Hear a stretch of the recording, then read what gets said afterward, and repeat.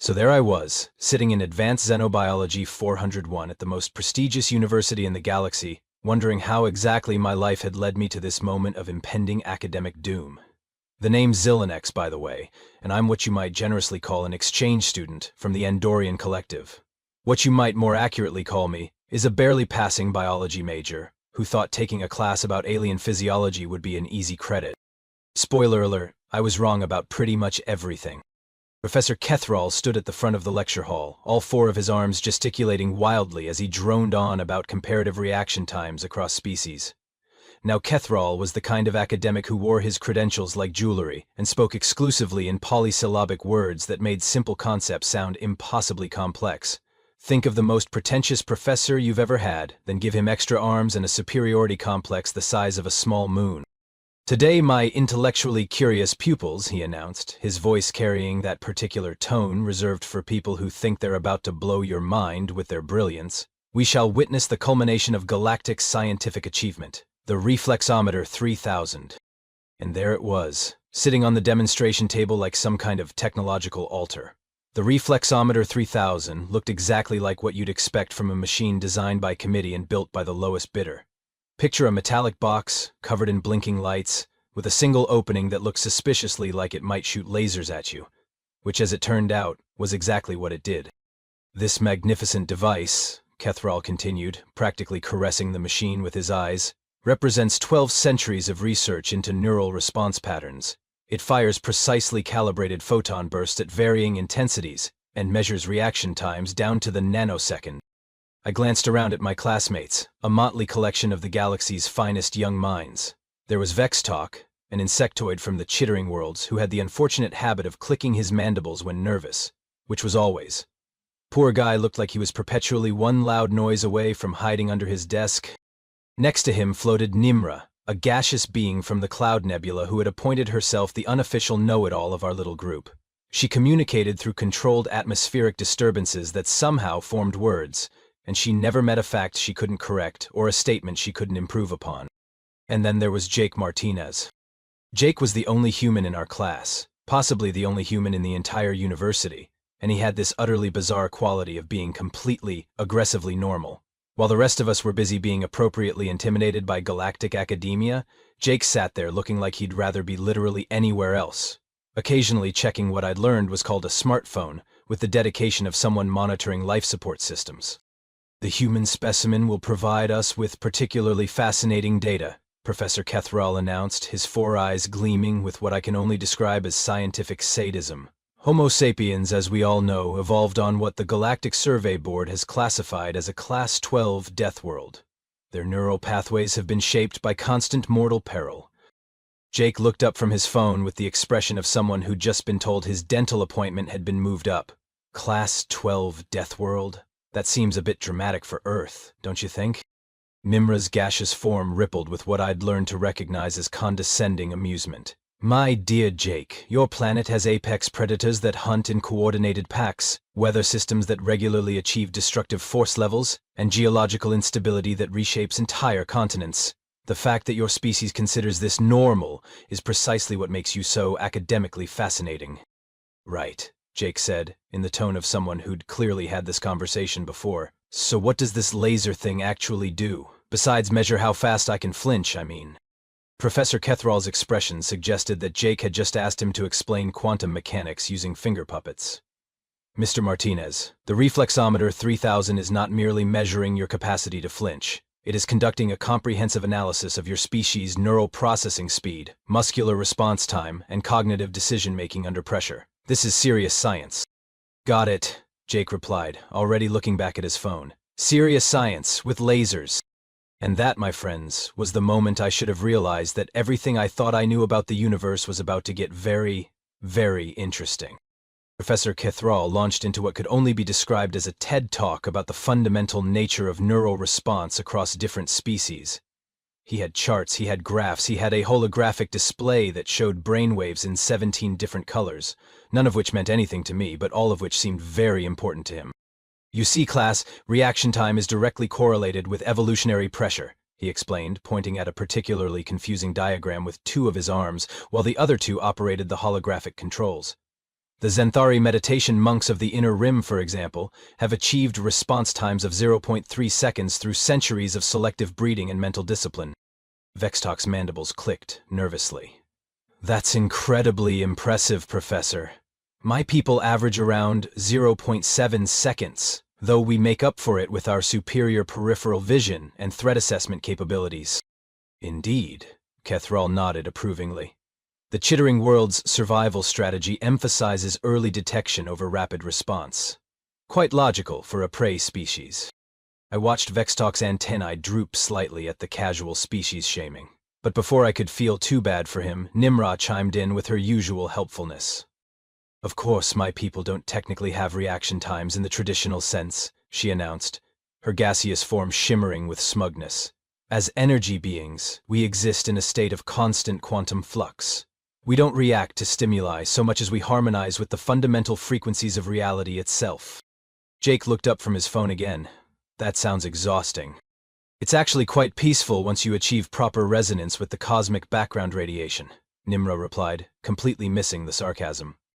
Right, so, anyway, Jake continued, this laser machine, how fast does the beam actually move? Because light speed seems like it might be a bit unfair for a reflex test. Professor Kethral's 4 eyes lit up like he'd just been asked his favorite question by his favorite student. Ah, excellent inquiry, Mr. Martinez. The Reflexometer 3000 doesn't fire actual photons at light speed. That would indeed be impossible to react to.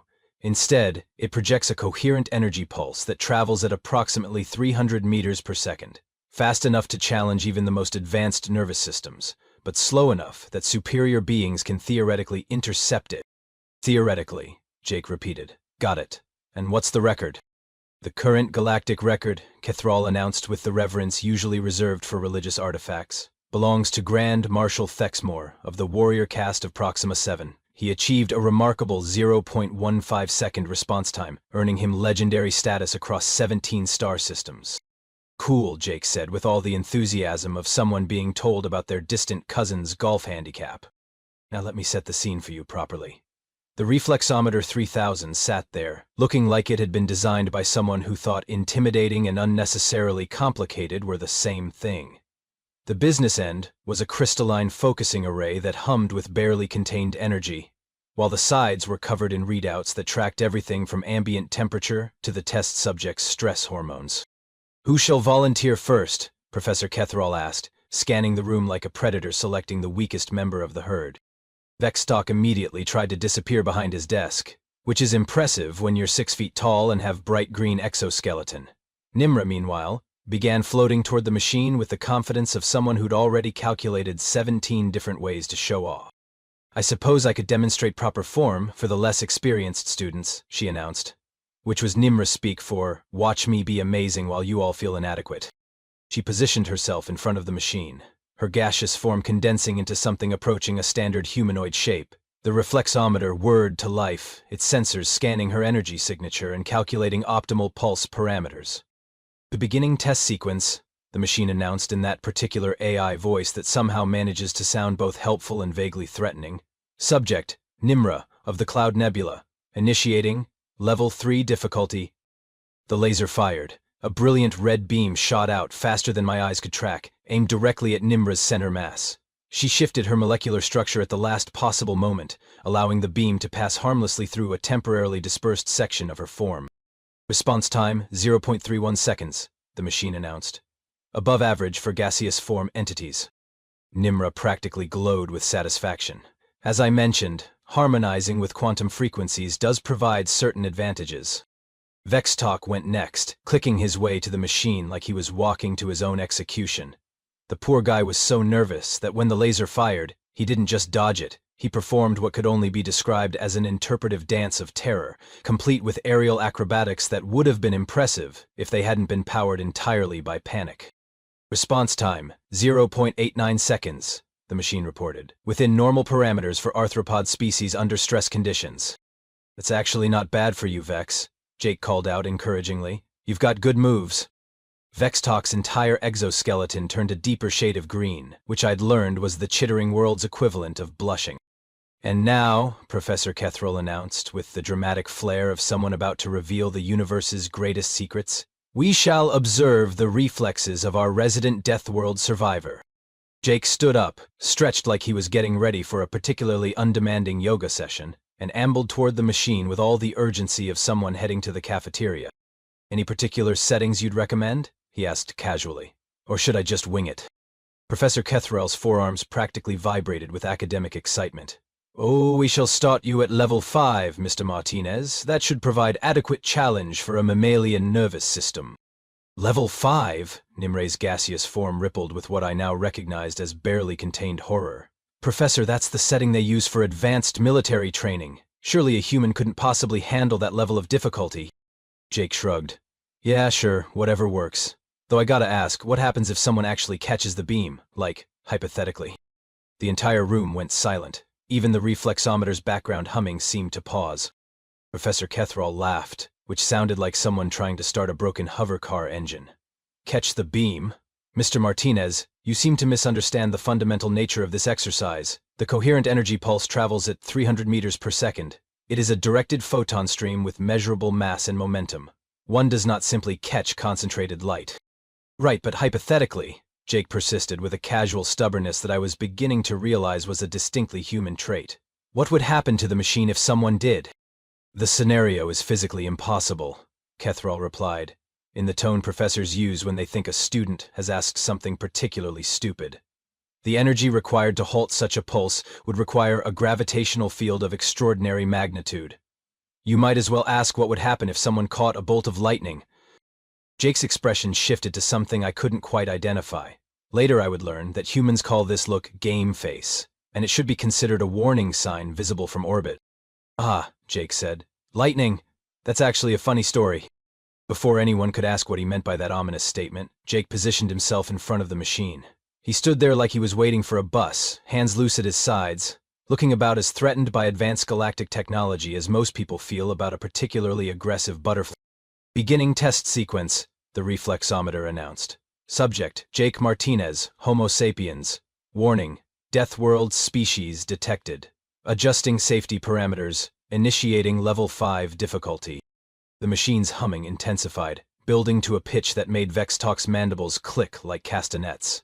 Energy readings spiked across the display panels, and even Nimra condensed herself a little denser, which was her species' equivalent of taking a step back. Firing in 3, 2, 1.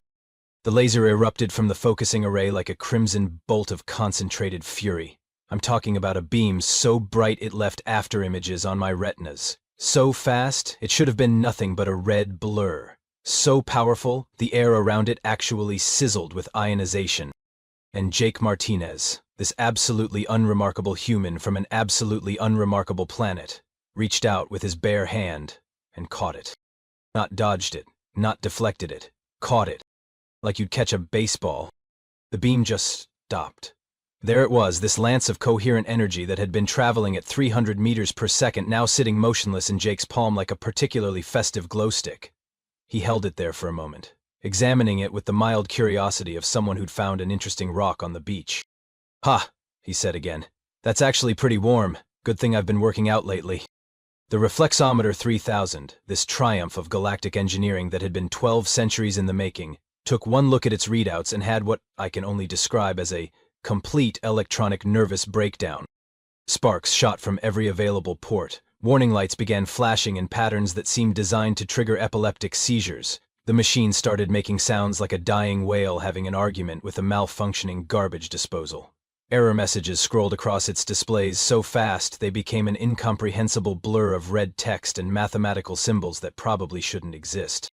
Error. Impossible result detected, the machine screamed, its voice rising to a pitch that made the windows vibrate. Error. Photon stream velocity equals 0. Error. Please restart universe and try again. And through it all, Jake just stood there, holding a ball of condensed laser light like it was the most natural thing in the world, watching the machine's spectacular breakdown with the mild interest of someone observing a particularly dramatic tantrum. Did I break something? He asked, his voice carrying just enough genuine concern to suggest he might actually care about the answer. Because I can probably fix it. I'm pretty good with electronics. Vextalk had gone completely rigid, his compound eyes fixed on Jake with the expression of someone witnessing the laws of physics submit their resignation letter. Nimra had dispersed so thoroughly that she was basically just a confused cloud with anxiety issues. And Professor Kethrall? Professor Kethrall stood there with his mouth hanging open, all four of his arms frozen in mid-gesture, staring at Jake like he'd just watched someone casually violate everything he'd ever believed about the fundamental nature of reality. Which, to be fair, was exactly what had just happened. So, Jake continued, apparently oblivious to the fact that he'd just performed what was essentially a magic trick disguised as casual disregard for the laws of physics. Should I put this back, or... He gestured vaguely with the ball of captured light, which pulsed gently in his grip like a satisfied cat. The silence that followed Jake's casual question stretched on for what felt like several geological epochs. Professor Kethrall's forearms remained frozen in their last position, creating the impression of a very expensive statue depicting academic shock. His eyes had developed the 1,000-yard stare typically reserved for combat veterans and people who just watched their life's work get casually demolished by a bored undergraduate. "You," he whispered, his voice carrying all the authority of a deflated balloon. "You actually caught it." "Yeah," Jake replied, holding up the ball of condensed laser light and giving it a gentle squeeze. The energy pulse responded by dimming slightly, like it was getting comfortable. "I mean, it wasn't that fast. You said 300 meters per second, right? That's only about 670 miles per hour. I've caught fastballs moving faster than that." Bexok's mandibles had stopped clicking entirely, which for his species was roughly equivalent to entering a catatonic state. "Fastballs," he managed to croak. "Yeah, you know, baseball, America's pastime. Well, used to be America's pastime before everyone got obsessed with fantasy football. Anyway, a decent college pitcher can throw around 90 miles per hour, and professional pitchers regularly hit 105. I played catcher in high school, so this was actually kind of slow by comparison." The color drained from every face in the room that was capable of changing color. Nimra had condensed herself so tightly she was practically a solid at this point, which was her species' equivalent of hiding under a blanket. "You regularly catch projectiles traveling at 105 miles per hour?" Professor Kethrall asked, his voice climbing toward the upper registers of hysteria. "For recreational purposes?" "Ah, that's nothing," Jake said cheerfully, apparently not noticing that he was systematically destroying everyone's worldview. "You should see hockey pucks. Those things can hit 110 miles per hour, and hockey players catch them with their faces sometimes. Though I guess that's more stopping than catching, technically." He paused thoughtfully, still casually holding what was supposed to be the galaxy's most sophisticated test of neural response capability. "Actually, now that I think about it, catching this laser thing was easier than most sports. It doesn't curve or drop and there's no spin on it. Plus, it's bright red so you can see it coming from a mile away. Really, this machine needs an upgrade if you want to challenge anyone who's played Little League." Professor Kethrall made a sound that I can only describe as the academic equivalent of a death rattle. One of his hands reached out shakily toward the emergency communication panel. He said, his voice barely above a whisper, "I need to contact the Department of Theoretical Physics, and the Department of Applied Impossibility, and possibly the Department of Things that shouldn't exist, but apparently do." "Is everything okay, Professor?" Jake asked, with what seemed like genuine concern. "You look a little pale. Well, paler than usual. Do you guys get pale? Your species, I mean?" Before Kethrall could respond or possibly suffer a complete academic breakdown, the classroom door burst open and 3 figures in official university regalia rushed in. I recognized them immediately. Dr. Fluxera from the physics department, Dean Mortex from advanced studies, and trailing behind them, looking like he'd rather be literally anywhere else, Professor Quillnob from the Department of Human Studies. "We detected massive energy displacement readings from this classroom," Dr. Fluxera announced, her scanner already beeping frantically as she swept it around the room. "Our instruments registered what appeared to be a localized violation of several fundamental laws of thermodynamics." "Oh, good," Professor Kethrall said weakly. "You're here, excellent. Perhaps you can explain to me how a human just caught a coherent energy pulse traveling at 300 meters per second with his bare hands and is now holding it like a pet?" All 3 newcomers turned to look at Jake, who gave them a friendly wave with his free hand. The ball of captured light pulsed brighter in response to the movement, as if it was happy to see them.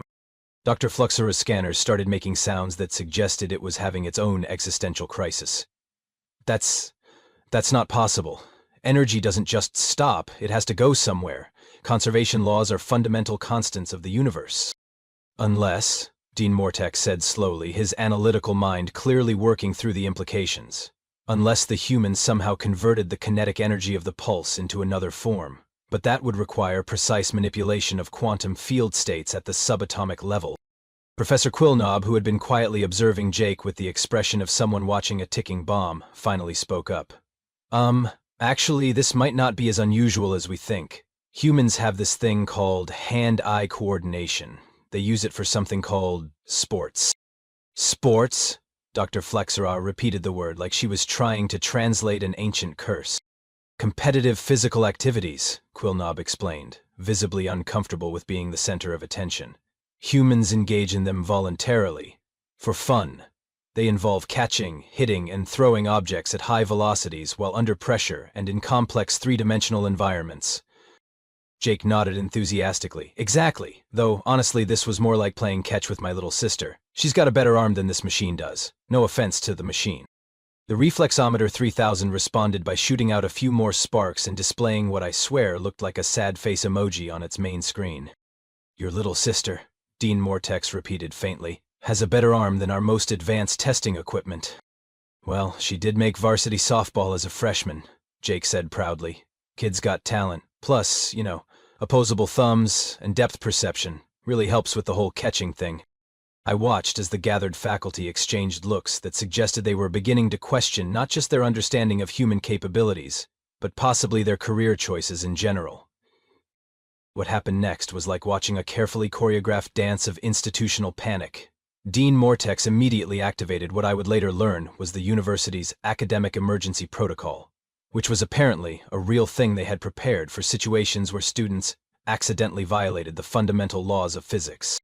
Security lockdown, he announced into his communicator, with the calm efficiency of someone who'd clearly rehearsed this scenario. Nobody enters or leaves Xenobiology Lab 7 until further notice. And somebody get me the Department of Classified Incidents. Classified incidents? I asked, because apparently I was the only one brave enough to voice what everyone was thinking. Oh, yes, Professor Quillnob said miserably. We have an entire department dedicated to dealing with humans doing impossible things. They're very busy. Very, very busy. Dr. Fluxara was still frantically scanning Jake with her equipment, which continued to emit increasingly distressed beeping sounds. This is impossible. The energy signature shows he's not using any technological assistance. No neural implants, no quantum field manipulators, no exotic matter enhancement. He's completely unaugmented.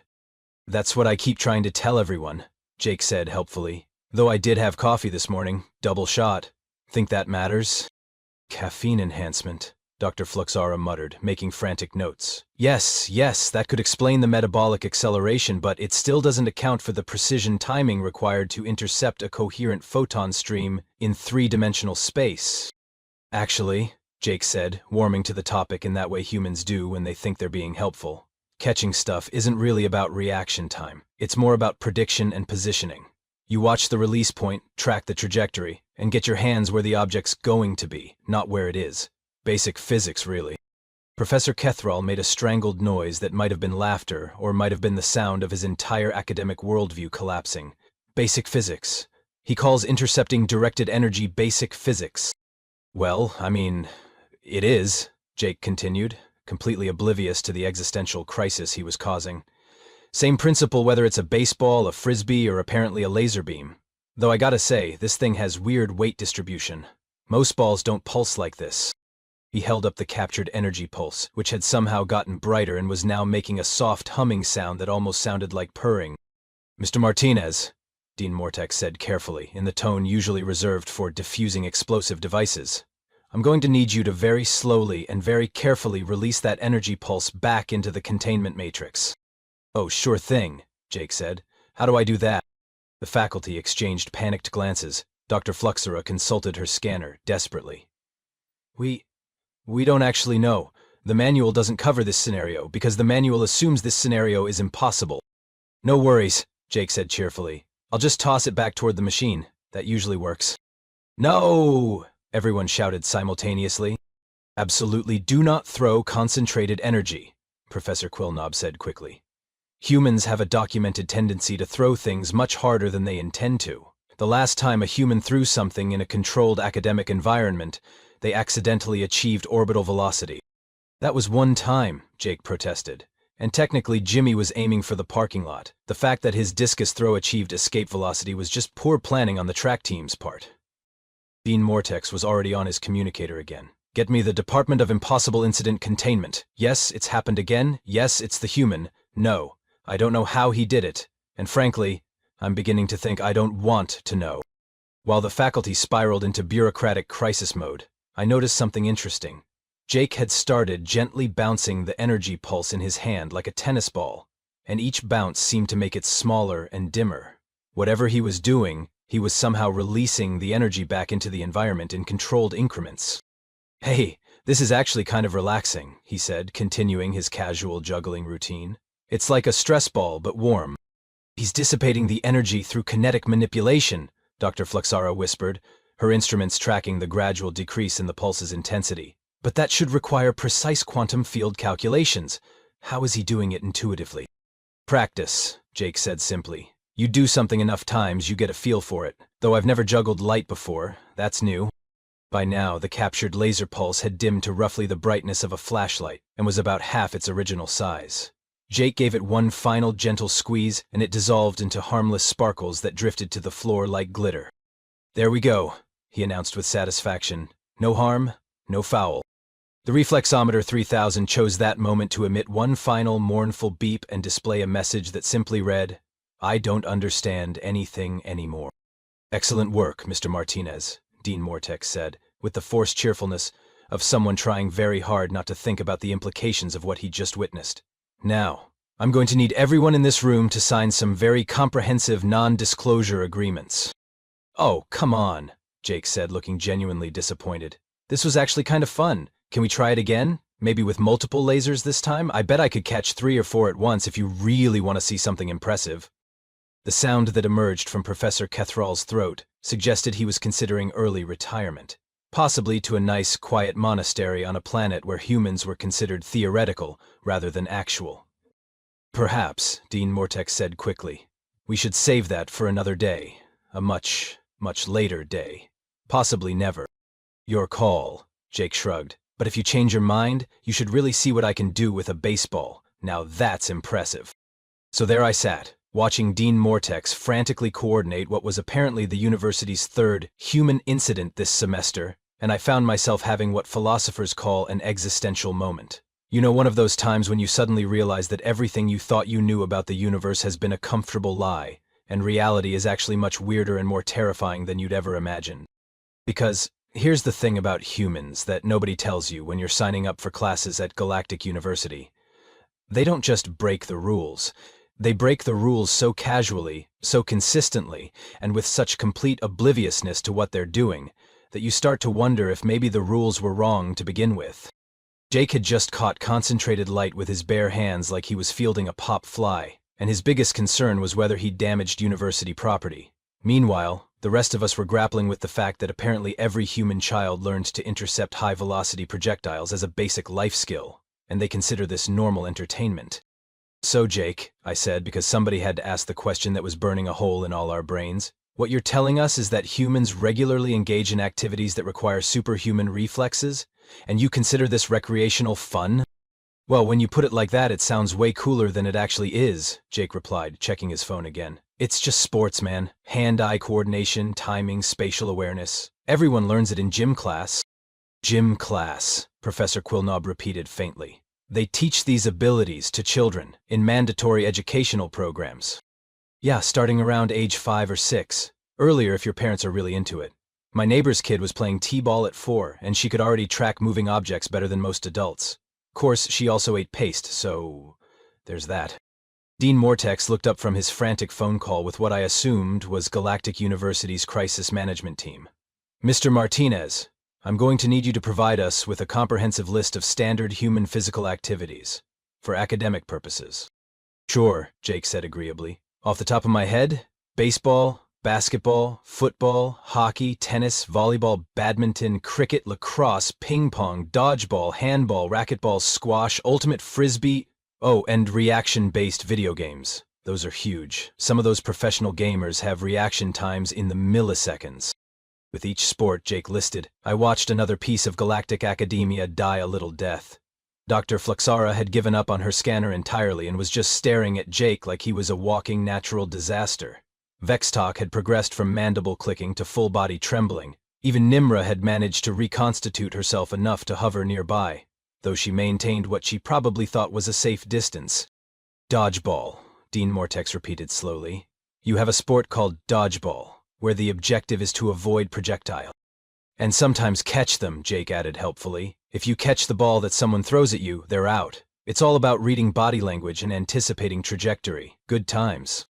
You train children to intercept weapons thrown at them by hostile opponents, Professor Kethrall said, his voice carrying the hollow tone of someone whose entire understanding of child development had just been launched into the nearest star. Weapons? Jake laughed. Dude, they're rubber balls, though I guess if you threw one hard enough. Actually, that gives me an idea.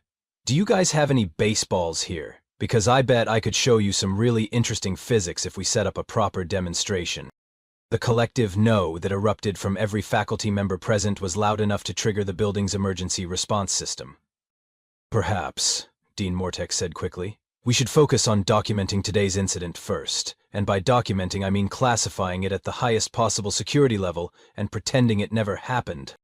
Oh, come on, Jake said, looking genuinely disappointed. This is the most interested anyone's been in humans since I got here. Usually you guys just want to study our immune systems or ask weird questions about how we survive on a planet with weather.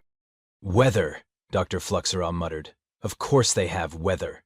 Probably the kind that involves atmospheric electrical discharge. You mean lightning? Jake asked. Yeah, we get storms sometimes. They're actually pretty cool to watch. Of course, you don't want to be outside when they hit, but that's what buildings are for. I realized, sitting there listening to Jake casually discuss surviving natural atmospheric weapons, that I was having what humans might call an epiphany.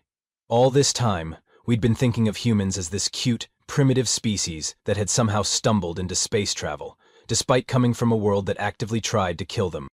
But maybe we'd been looking at it backwards. Maybe humans didn't survive their death world despite its dangers. Maybe they survived because of them.